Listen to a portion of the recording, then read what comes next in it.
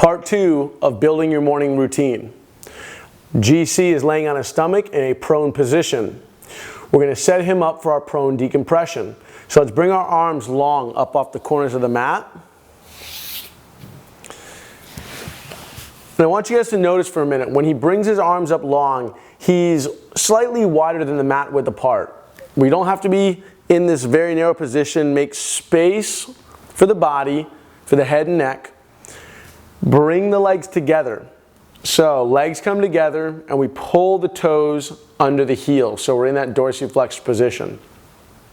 We're going to internally rotate the legs. So the toes touch and the heels separate. You can see what GC is doing here. Do that one more time for me, slow and controlled. He reaches up, he internally rotates, which means his heel is now slightly out and he brings the leg down. Now we can lift up, push out, rotate, bring the toes down. His toes are touching, his heels are separated. Really important when we set that up is that you feel the hips wrapping towards the floor. The inner thighs squeeze and you're getting tension up towards the groin. There's no glute tension at all. It's all that rotation up and through the hip joint. So we've got our legs anchored. We're going to go active through the fingertips. He's going to push all 10 fingertips into the ground. Notice as he does that, his elbows come up and active. The elbows are unlocked, the knees are unlocked. Now, without coming up any higher, he's going to bring the back of his head to my hand. Chin back, chest up. We lengthen through the back neck. His eyes are still down. He's going to focus now on a subtle degree of tension, like he's pulling himself forward up the floor, but he's not going to move. Notice he's lengthened his body. He's not coming up like a cobra. Stay just like you are. Give me a nice expansive breath. Engage the abdominal on the exhale. As you guys are ready, meet us here. We're lengthening the body. We're squeezing the inside thighs. You're focusing as you rotate and hug the thighs, the heels are separating ever so slightly. As you push the fingertips down into the floor, you're thinking about pulling yourself forward, looking for tension into the lats. As you look straight down at the floor, you're lengthening through the back neck. You're thinking about a jet going forward down the runway, breathing wide between the shoulder blades, exhaling, wrapping, slowly engaging the abdominal away from the ground. You want to capture all that progress. Breathe these low ribs. Keep thinking of lengthening the entire body. One more nice expansive breath here. Slow engaging exhale, and then let it all come down. Shake it out for a second.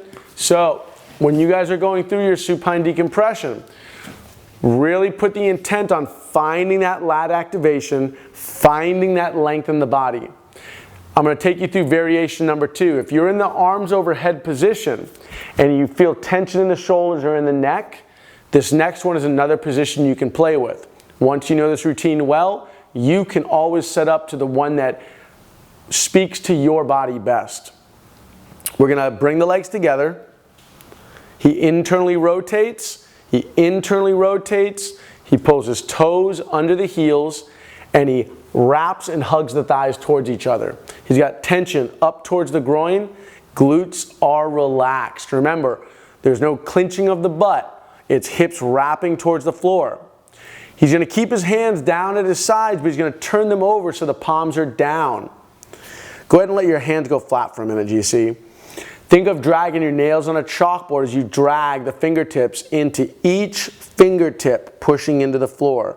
That'll bring the palms up off the floor. The elbows are active. We unlock the elbows. That just a little bend into the elbow. We've got our inner thighs hugging. His intent now, without coming up any higher, is to pull his nose and throat away from the floor. He's still looking down. He's got length here. He's pushing his fingertips into the floor.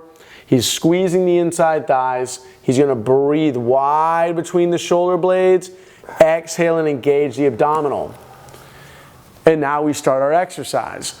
You're lengthening everything. Breathe and expanding the back of the ribs for the ceiling on the inhale. Exhaling, pulling the stomach away from the ground. Your intent again is forward. Like a jet going down that runway. We're not coming up like helicopters. Don't think about cobra and yoga. If you're a surfer, we're not trying to get that hyperextension. You want to be thinking of each inhalation, you're expanding and pulling length through your body. If we're feeling strong here and you want another layer, you can stay here, or you can take the pinky sides of your palms and chop into the side of your hips. They're basically coming straight over to the hip. They chop in. You spread all 10 fingertips. You try to rotate the thumbs for the sky without coming up any higher. Good. He's resetting his head and neck. Let's breathe space between the shoulder blades. Slow, engaging exhale.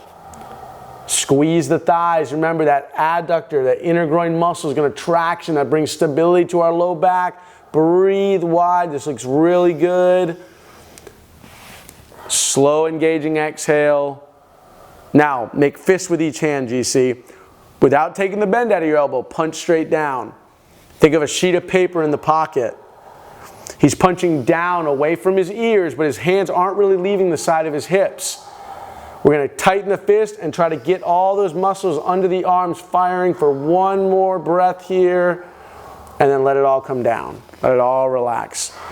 Good. Shake it out for a second. So that fist, again, we want to be thinking of external rotation, tension, and a downward punch. So I'm anti-shrugging and I'm engaging my lats here. We're making space for the shoulders, for the head and neck. We're using the ground for feedback.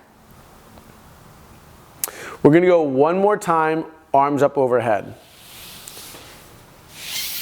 Now, if the last one really resonates with your body, set up the same. For those of you that want to be overhead, set up overhead.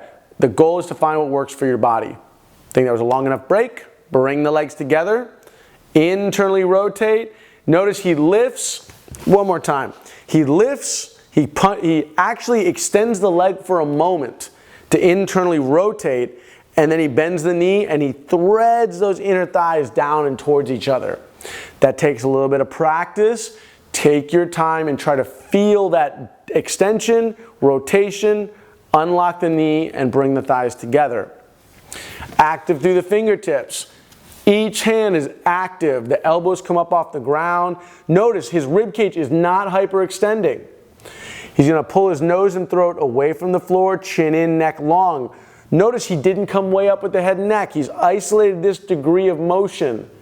He's got tension through the chest. He's going to breathe and expand. He's going to exhale and engage the abdominal. Breathe and reach the rib cage wide. Slow and controlled exhale. If we're maintaining the anchor, we're pulling length through the body. A little variation we can play with is pushing into the pinky finger, the ring finger, the middle finger, and trying to rotate so that the thumb and the pointer finger are ever so slightly off the ground. Can you do that from the shoulders? Feel that tension into the lats here. Big breath in. Grab back into the floor with all fingertips. Pull forward. How does that feel? Do we get a difference? External rotation is what we want to veer towards. And relax it all down. With this exercise, the common mistakes we see where this starts to go the other way from being restorative is we start really hyperextending into the low back. So I'm going to have GC bring the arms up overhead for a moment. Come up like a cobra for me. He pushes into the fingertips and now he's extending up, putting compression to his low spine as opposed to pulling length. You can go back down.